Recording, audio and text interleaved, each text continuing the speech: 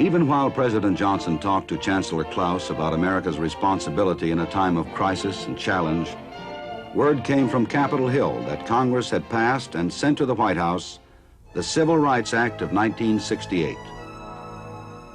Included in the measure was a landmark open housing bill, which, when fully effective, would forbid discrimination in approximately 80% of all housing offered for rent or for sale in the United States.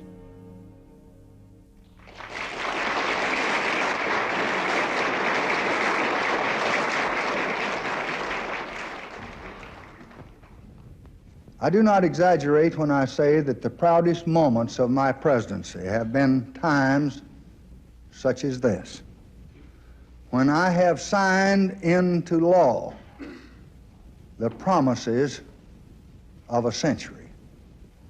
I shall never forget that it is more than 100 years ago when Abraham Lincoln issued the Emancipation Proclamation. But it was a proclamation, it was not a fact.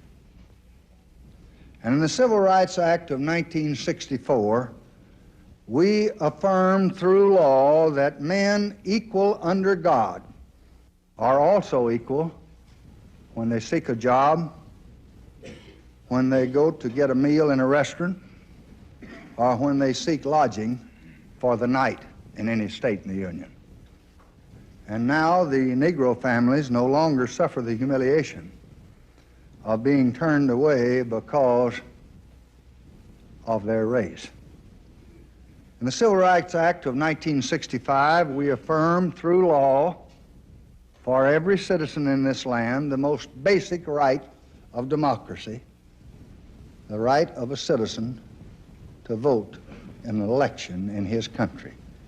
In the 5 states where the act had its greater impact, Negro voter registration has already more than doubled.